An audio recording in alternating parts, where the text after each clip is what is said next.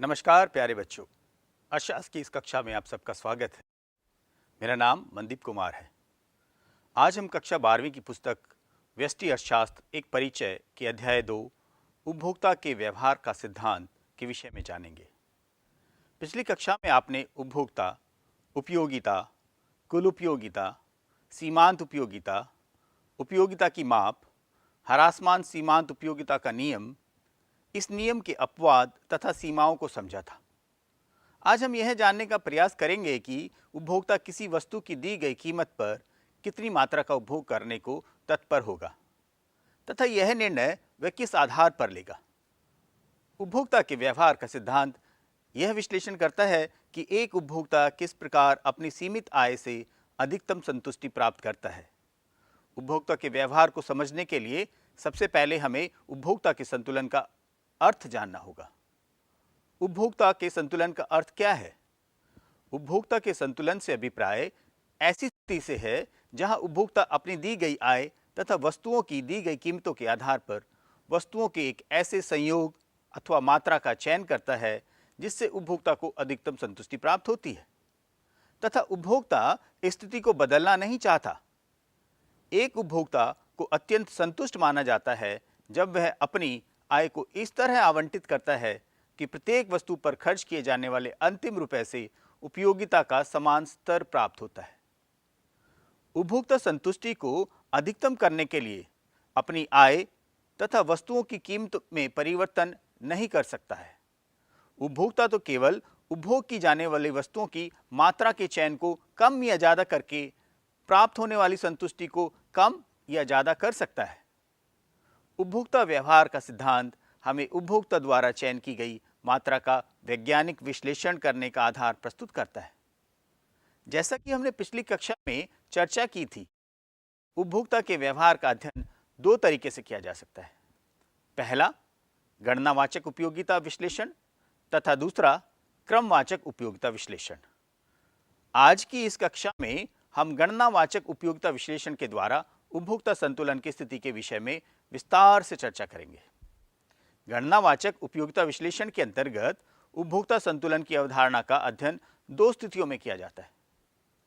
पहला, जब उपभोक्ता केवल एक वस्तु का उपभोग करता है, जिसे एक वस्तु प्रतिमान भी कहते हैं, तथा दूसरा, जब उपभोक्ता दो या दो से अधिक वस्तुओं का उपभोग करता है, जिसे बहुवस्तु प्रतिमान भी कहते हैं। गणनावाचक उपयोगिता विश्लेषण की सहायता से उपभोक्ता के संतुलन का अध्ययन कुछ मान्यताओं पर आधारित है, जो इस प्रकार है। पहला, उपभोक्ता विवेकशील है। उपभोक्ता संतुलन के अध्ययन की मुख्य मान्यता यह है कि उपभोक्ता विवेकशील है तथा उसके द्वारा चयन किए गए प्रत्येक संयोग तर्कसंगत है।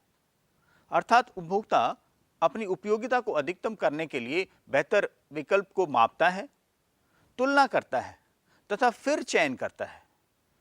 दूसरा, उपयोगिता को संख्या में मापा जा सकता है। गणनावाचक उपयोगिता विश्लेषण का आधार इसी मान्यता पर है कि उपभोक्ता किसी वस्तु या सेवा से प्राप्त उपयोगिता को संख्या में माप सकता है तथा उस माप की इकाई यूटिल्स में व्यक्त कर सकता है।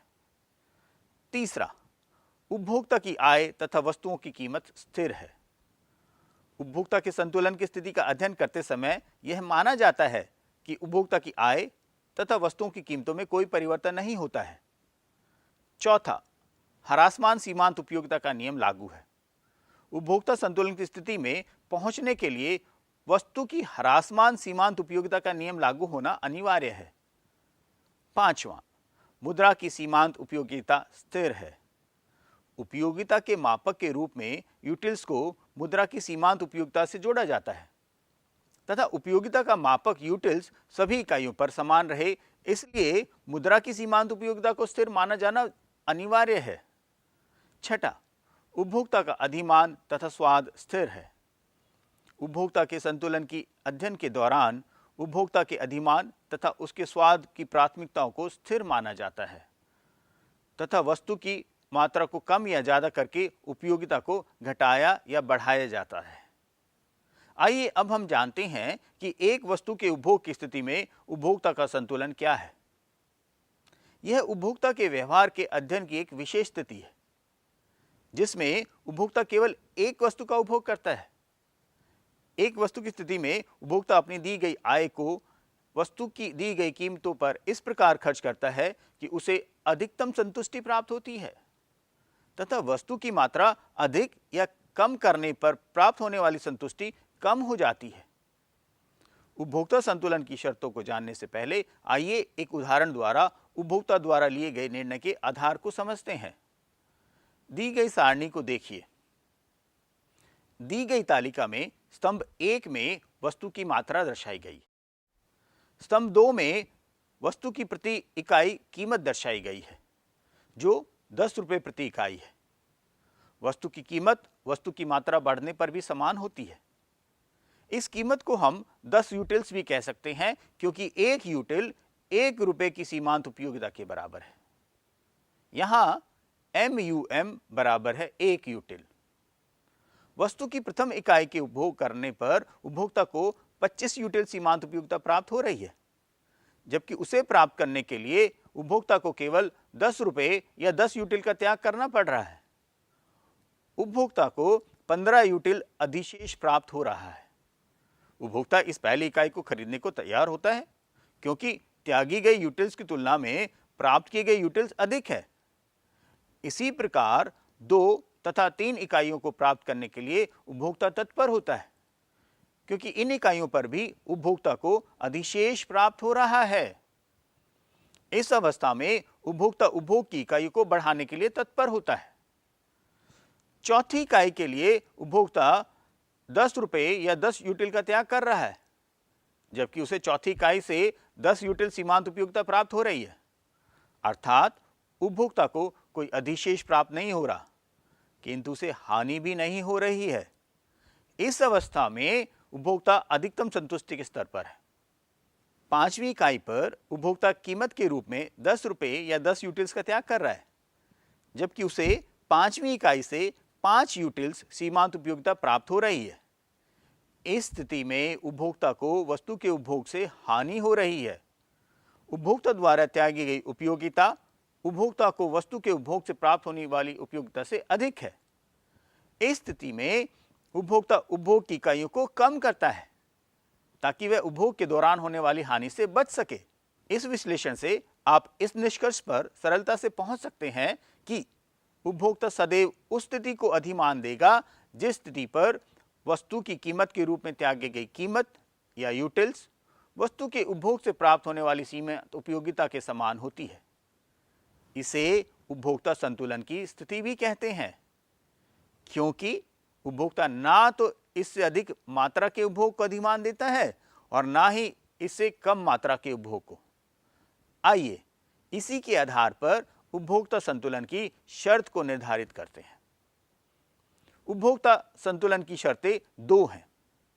पहली, MUX बराबर है PX, अर्थात वस्तु की सीमांत उपयोगिता यूटिल्स में वस्तु की कीमत के रूप में त्यागी गई यूटिल्स के समान है।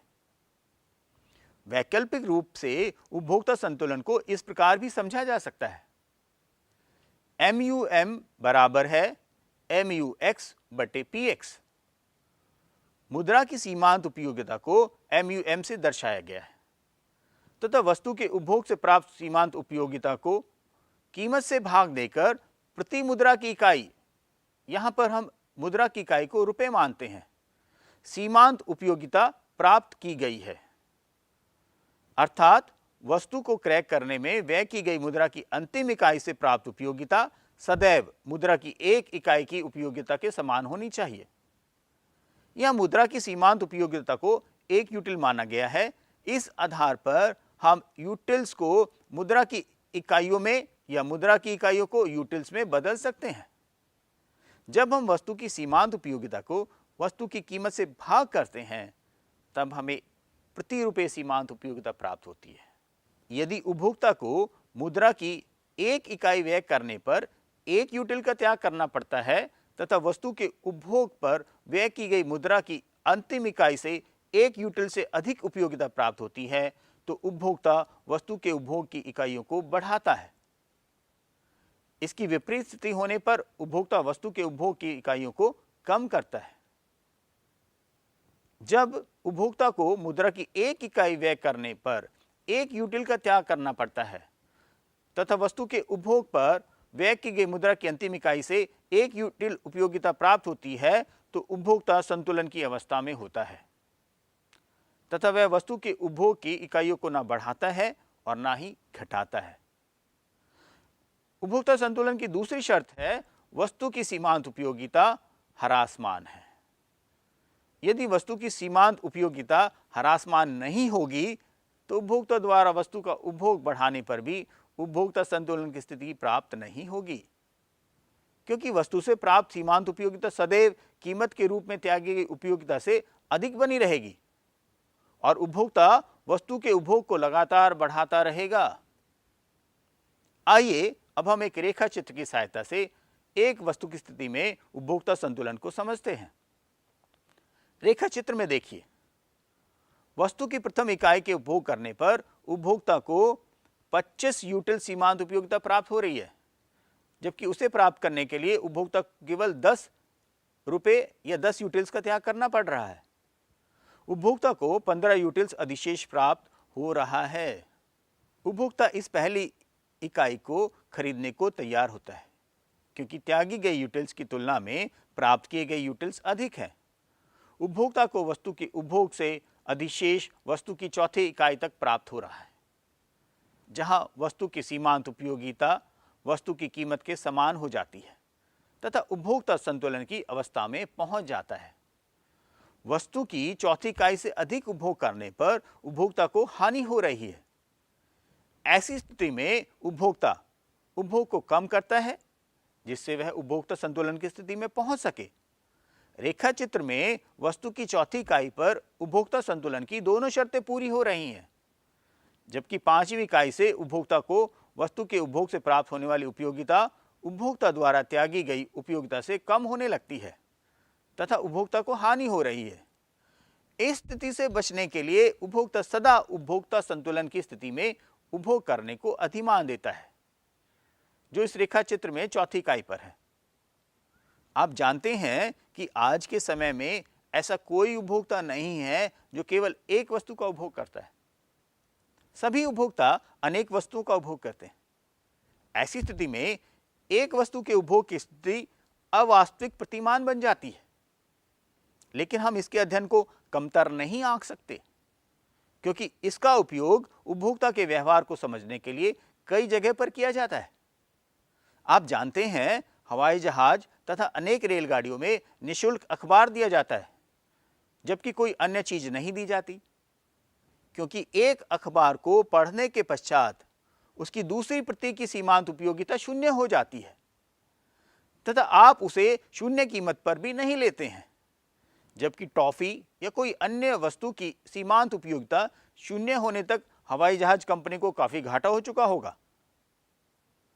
आइए अब हम दो वस्तुओं के उपभोग की स्थिति में उपभोक्ता के संतुलन का अध्ययन करते हैं। दो वस्तुओं के उपभोग की स्थिति में उपभोक्ता संतुलन पर चर्चा करने से पहले हम एक स्थिति को देखते हैं जिसमें उपभोक्ता के पास दो वस्तुएं उपलब्ध हैं, वस्तु X तथा वस्तु Y। उपभोक्ता को X वस्तु से 50 यूटिल सीमांत उपयोगिता प्राप्त हो रही है तथा Y वस्तु से 100 यूटिल सीमांत उपयोगिता प्राप्त होती है। उपभोक्ता इन दोनों वस्तुओं में से किस वस्तु के उपभोग को प्राथमिकता देगा? आप सोच रहे होंगे कि Y वस्तु के उपभोग को प्राथमिकता देगा, क्योंकि Y वस्तु से मिलने वाली सीमांत उपयोगिता अधिक है। लेकिन जरा सोचिए, क्या आपका यह निर्णय सही है और तर्कसंगत है? आपने दो वस्तुओं से मिलने वाली सीमांत उपयोगिता की तुलना तो कर ली, लेकिन इस उपयोगिता को प्राप्त करने के लिए त्याग की जाने वाली उपयोगिता अर्थात कीमत पर ध्यान नहीं दिया है। अब यदि मैं कहूं कि X वस्तु की कीमत 5 रुपए प्रति इकाई है तथा Y वस्तु की कीमत 20 रुपए प्रति इकाई है, तो शायद आपका निर्णय बदल जाएगा। दो वस्तुओं के उपभोग की स्थिति में तुलना करने के लिए हम दोनों वस्तुओं से मिलने वाली सीमांत उपयोगिता को प्रति रुपए सीमांत उपयोगिता में बदलते हैं। इसके लिए हम वस्तु की सीमांत उपयोगिता को वस्तु की कीमत से भाग देते हैं। इस प्रकार जब दोनों वस्तु समान स्तर पर आ जाती हैं तो तुलना करना सरल तथा तर्क पर आधारित हो जाता है। अब यदि मैं कहूं x वस्तु की प्रति रुपये सीमांत उपयोगिता 10 यूटिल है तथा y वस्तु की प्रति रुपये सीमांत उपयोगिता 5 यूटिल्स है, तो उपभोक्ता इन दोनों वस्तुओं में से किस वस्तु के उपभोग को प्राथमिकता देगा? अब आपका निर्णय सही तथा तर्कसंगत होगा कि उपभोक्ता x वस्तु को y वस्तु की तुलना में अधिक प्राथमिकता देगा। क्यों? क्योंकि x वस्तु से प्रति रुपये सीमांत उपयोगिता अधिक प्राप्त हो रही है और यह अधिमान तब तक जारी रहेगा जब तक दोनों वस्तुओं से मिलने वाली प्रति रुपये सीमांत उपयोगिता समान ना हो जाए। जब दो वस्तुओं से मिलने वाली प्रति रुपये सीमांत उपयोगिता समान हो जाती है, उस स्थिति में उपभोक्ता संतुलन की अवस्था में पहुंच जाता है तथा वह किसी वस्तु की मात्रा में परिवर्तन करने के लिए प्रेरित नहीं होता है। यह प्रतिमान भी उपभोक्ता की सीमित आय की मान्यता तथा वस्तु की ह्रासमान सीमांत उपयोगिता के अंतर्गत कार्य करता है। इस प्रकार उपयोगिता अधिकतमीकरण में उपभोक्ता उस वस्तु पर पहले खर्च करेगा जो सबसे ज्यादा उपयोगिता प्रदान करती है। उपभोक्ता संतुलन पर तब पहुंचेगा जब वह अलग अलग वस्तुओं पर खर्च किए जाने वाले अंतिम रुपए से उपयोगिता का समान स्तर प्राप्त करेगा। बहु वस्तुओं की इस स्थिति को सम सीमांत उपयोगिता का नियम से जाना जाता है। एक उपभोक्ता जिसके पास अनेक वस्तुओं का विकल्प है, अपनी सीमित आय को इस तरीके से आवंटित करता है कि प्रत्येक वस्तु पर खर्च होने वाला अंतिम रुपया समान सीमांत उपयोगिता प्रदान करता है। दो वस्तुओं के उपभोग की स्थिति में उपभोक्ता संतुलन की शर्तों को अब आप सरलता से समझ सकते हैं। पहला, MUX बटे PX बराबर है MUY बटे PY, अर्थात X वस्तु की प्रति रुपये सीमांत उपयोगिता Y वस्तु की प्रति रुपये सीमांत उपयोगिता के समान है। यहां MUX X वस्तु की सीमांत उपयोगिता को दर्शाता है तथा PX X वस्तु की कीमत को दर्शाता है। MUY Y वस्तु की सीमांत उपयोगिता को दर्शाता है तथा PY Y वस्तु की कीमत को दर्शाता है। यदि X वस्तु की प्रति रुपये सीमांत उपयोगिता Y वस्तु की प्रति रुपये सीमांत उपयोगिता की तुलना में अधिक होती है तो उपभोक्ता X वस्तु को Y वस्तु की तुलना में प्राथमिकता देता है। उपभोक्ता X वस्तु की अधिक मात्रा तथा Y वस्तु की कम मात्रा की मांग करता है। ह्रासमान सीमांत उपयोगिता के नियम के परिणाम स्वरूप X वस्तु की प्रति रुपये सीमांत उपयोगिता घटती जाती है तथा Y वस्तु की प्रति रुपये सीमांत उपयोगिता बढ़ती जाती है। ऐसा उपभोक्ता तब तक करता है जब तक वह संतुलन की अवस्था में नहीं पहुंच जाता, अर्थात X वस्तु की प्रति रुपये सीमांत उपयोगिता Y वस्तु की प्रति रुपये सीमांत उपयोगिता के बराबर नहीं हो जाती है।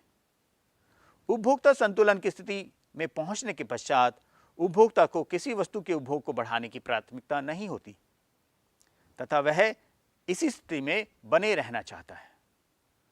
उपभोक्ता संतुलन की दूसरी शर्त है वस्तु की सीमांत उपयोगिता ह्रासमान है। यदि वस्तु की सीमांत उपयोगिता ह्रासमान नहीं होगी तो उपभोक्ता द्वारा वस्तु के उपभोग बढ़ाने पर भी उपभोक्ता संतुलन की स्थिति प्राप्त नहीं होगी, क्योंकि एक वस्तु से प्राप्त होने वाली प्रति रुपये सीमांत उपयोगिता सदैव दूसरी से अधिक बनी रहेगी और उपभोक्ता उस वस्तु के उपभोग को लगातार बढ़ाता रहेगा, लेकिन उपभोक्ता संतुलन की स्थिति को प्राप्त नहीं करेगा। इसी चर्चा के साथ आज की कक्षा को हम यहीं समाप्त करेंगे। आज हमने उपभोक्ता व्यवहार के गणनावाचक उपयोगिता विश्लेषण के विषय में एक वस्तु के उपभोग की स्थिति में तथा दो वस्तुओं के उपभोग की स्थिति में उपभोक्ता संतुलन की शर्तों को समझा। अगली कक्षा में हम क्रमवाचक उपयोगिता विश्लेषण, बजट रेखा, अनाधिमान वक्र तथा इनकी सहायता से उपभोक्ता संतुलन की स्थिति के विषय में चर्चा करेंगे। तब तक के लिए नमस्कार।